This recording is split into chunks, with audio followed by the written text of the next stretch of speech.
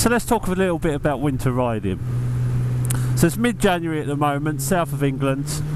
It's -3 degrees right now, and it's a clear sky. So it's always colder on a clear sky. If it had clouded over, it wouldn't be so cold.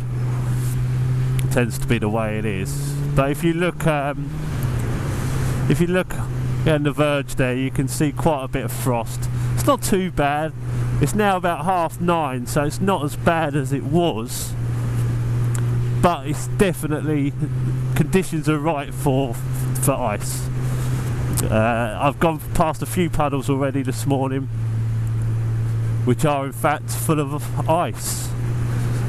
So you know the conditions are right to have ice on the road. So let's talk about a few things we can do to minimise the risk and to keep us safe on an icy morning such as today. So number one, the first thing I'm doing is I am looking absolutely everywhere on the road in front. You can see there it looks a bit shiny. It could be water, chances are it's ice. At this temperature you don't get a lot of water, it's going to be ice. So I'm looking all over the road, I'm checking everywhere to make sure that my front wheel is going on a dry bit of road at least. At least then the rear wheel's going to follow the front and we should be good. So this is an ungritted road, or at least I assume it is because it's only a B road, and we're turning into something now that is definitely going to be ungritted. So as you can see by me taking that corner, I'm not really leaning into it. And as I'm driving through these roads, I'm trying to keep in the middle. It's sort of like the line that's under all the cars. So I presume it's their engine warming up the road a little bit. But I can see that it's nice and dry around about the centre of my lane. So that's what I'm aiming for, that's what I'm riding on. So the second thing you could do is you could avoid little roads like this that haven't been gritted and go for the major roads, the gritted roads, so the A roads mainly. A roads will always be gritted, they're a priority. Main routes in and out of towns and cities, they will be gritted. So you can stick to those roads, but just because it's gritted doesn't mean it's going to be free of ice. No way, no way. There will be ice. So again, just obey the first step as well, but you will be a lot safer from ice.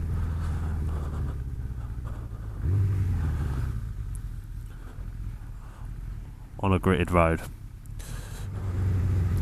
So what else can we do to avoid sliding out on ice?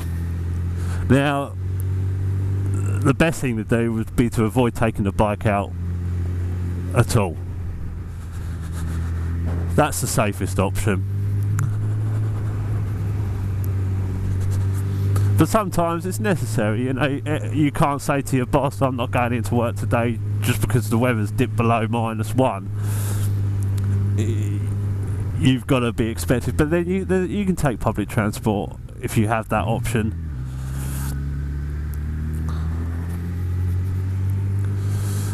But I like to get out on the bike. I mean, I'm going up to London today from Sussex, so I'm going to be doing about 60 miles, 60-70 miles in these conditions.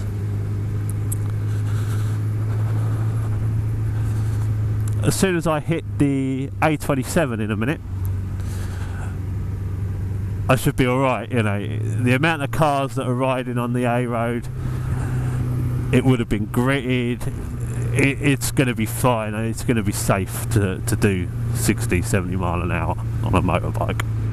And the biggest concern really is when you're turning. So if there's ice on the road, as long as you're going through it upright and straight, it shouldn't really be an issue as long as you're not braking.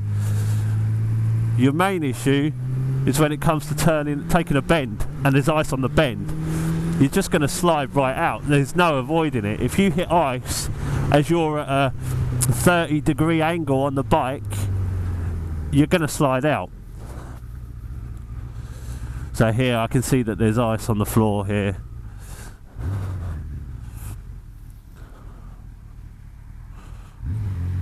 Don't know why the police are there.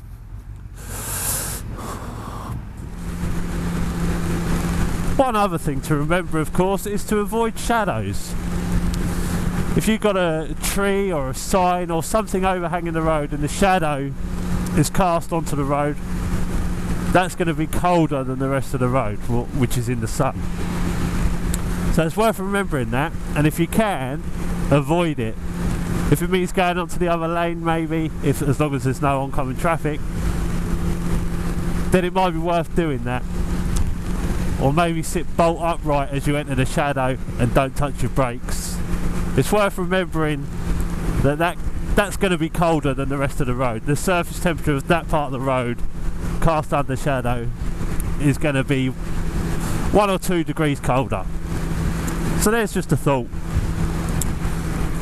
Just another thing to keep you safe in wintry conditions.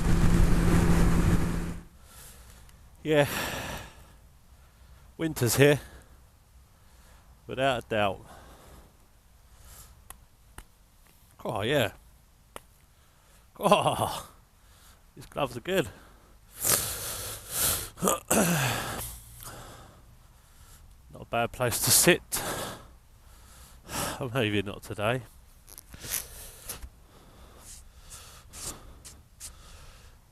Definitely not today. Brakes. It's worth keeping your distance as well and watching how you apply your brakes. I mean, brakes are amazing, obviously. They can save your life, but they can also be very dangerous, especially if you don't have ABS. So it's worth trying to avoid using your brakes heavily, at least. Just go easy with them, especially as you're coming up to bends, anywhere really. Just use them tentatively, because if you grab a little bit too much brake, which on dry normal conditions would be fine, on ice it won't be fine. Right, let's get back on the motorway, back up to speed, carry on our journey. And it's probably best to avoid off-road. Look at this, muddy puddles. That one's gone to slush, it's been driven through a few times. But it's still plenty cold out.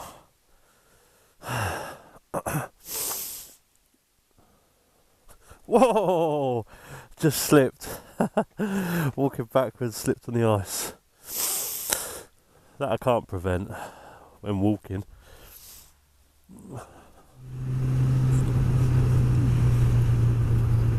My final piece of advice is try to avoid riding in the dark. Everything's going to get so much harder when it's dark. The temperature's going to drop, without a doubt, definitely that's going to happen, the temperature will drop. Ice is going to be near on even more impossible to see. I mean, you're not going to spot it, there's just no way. So it's probably best to avoid riding in the dark altogether. So that's it really, that's a couple of tips, just, you know, just to try and keep you safe during the winter rides. No one wants their bike locked up in the garage all winter long. We need to get out on them, enjoy them. Still plenty of fun to be had. Okay, thanks. I'll see you next time.